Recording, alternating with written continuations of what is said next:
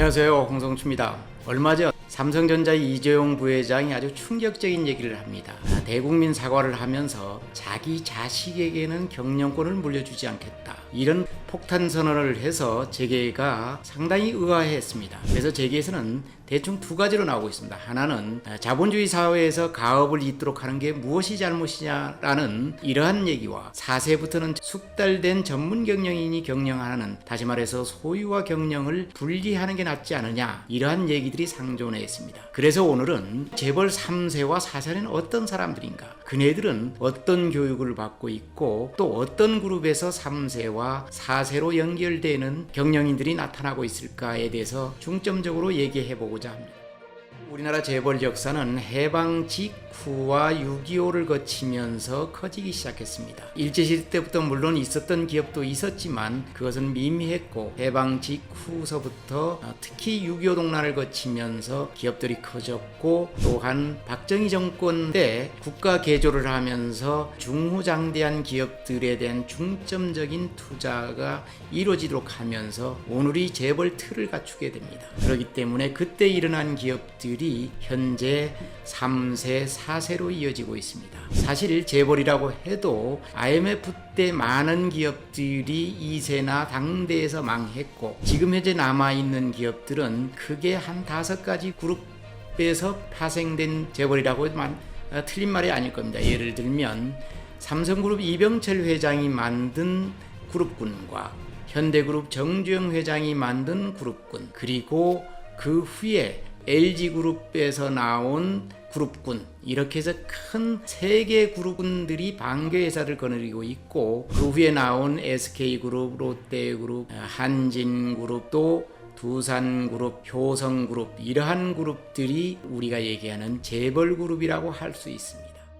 그러면 이네들이 2세와 3세는 어떻게 다른 것인가, 이 부분에 대해서도 얘기하지 않을 수 없습니다. 2세는 사실상 창업회장과 동지일 수도 있습니다. 예를 들면 2세는 아버지가 사업을 할 때, 어렸을 때 옆에서 지켜보면서 아주 어려워하고 또 힘든 과정을 지켜봤습니다. 옆에서 부모가 얘기하는 것, 심지어는 동료들과 얘기하는 것, 그 어려움에서 거의 부도가 날 뻔했다가도 이겨내는 법들을 옆에서 지켜봤고, 또 새로 공장을 세웠을 때 가서 그 공장이 어떻게 돌아가는지도 지켜봤습니다. 그러나 3세는 어땠느냐? 전혀 다릅니다. 어렸을 때부터 좋은 부모들이, 다시 말해서 좋은 교육자들이, 학계에 맞는 교육자들이 외국어 교육이라든가 일반 학습 교육, 심지어는 인성 교육, 이런 걸 다 시켰습니다. 일정 부분이 되면 고등학교나 대학에 들어갔을 때, 대학을 마치면 반드시 해외 유학을 보내, 해외 유학을 마치고 돌아오면 외국계 컨설팅 그룹이나 아니면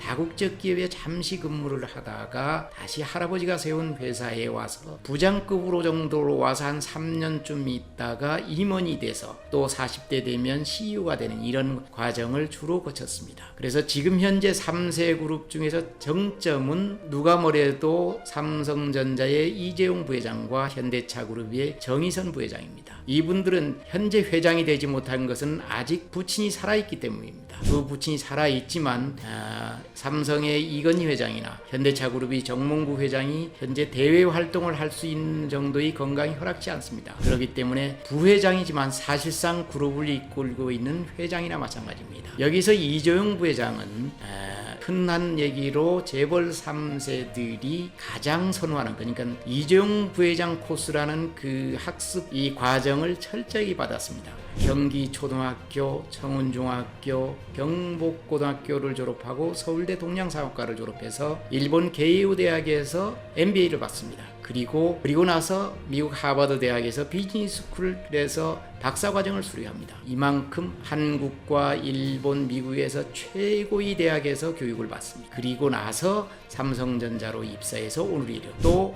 현대차그룹의 정의선 부회장은 휘문고등학교를 나오고 고려대 경영학과를 나와서 샌프란시스코 대학에서 MBA 과정을 마칩니다. 그리고 나서 현대차에 합류해서 오늘에 이릅니다. 이만큼 두 사람은 국내에서 대학을 나오고 미국에서 MBA를 마치고 할아버지가 세운 회사에 와서 경영수를 받는 공통점이 있습니다. 물론 다른 기업 자제들도 3세들도 비슷한 교육을 받았지만 조현준 회장 같은 데는 미국의 유명한 사립고등학교인 세인트 폴스 고등학교를 나와서 예일 대학을 마칩니다.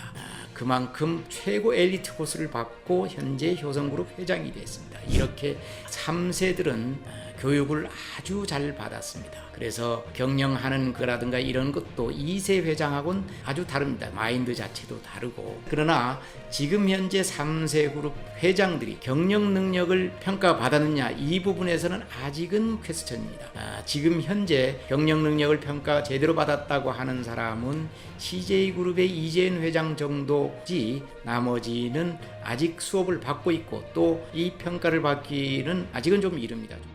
재벌 창업 회장들은 가부장적입니다. 그렇기 때문에 철저하게 가족 중심으로 경영을 했고 2세까지 물려줬고 지금 3세 이루고 있는데, 그렇기 때문에 이름도 돌림자를 철저하게 쓰도록 했습니다. 예를 들면 LG그룹인 경우 구두의 창업자가 있어 회자 돌림입니다. 그 다음에 문자는 자자 돌림입니다. 3세는 본자 돌림입니다. 4세는 모자 돌림이고, 그리고 현대그룹의 정주영 회장은 영자 돌림에서 시작해서 몽자, 선자로 이렇게 얘기해줍니다. 이병철 회장은 병자 돌림에서 시작해서 희자, 제자로 이렇게 얘기해줍니다.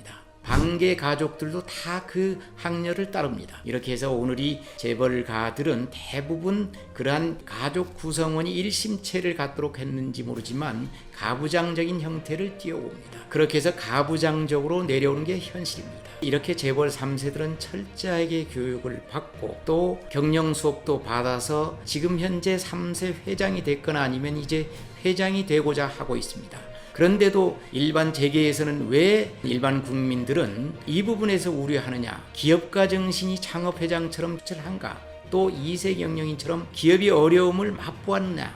이런 부분이 부족하다라고 느껴지는 것입니다. 그렇기 때문에 3세 경영인에 대해서 아직도 많은 국민들은 우려의 시선을 보내는 것입니다. 그래서 이재용 부회장이 자식한테는 경영권을 물려주지 않겠다라고 선언한 것도 어쩌면 그때쯤 되면 삼성전자 정도는 지금도 세계적인 기업이지만 가족이 운영하기에는 너무 큰 기업이 되지 않을까. 그랬을 경우에는 잘 훈련된 외국 기업처럼 잘 훈련된 전문 경영인이 맞는 게 낫지 않느냐라고 이재용 부회장이 판단하지 않았을까, 이렇게 생각이 되어진 것입니다. 다음 주에 개별적으로 들어가서 재미있게 얘기를 풀어보고자 합니다. 감사합니다.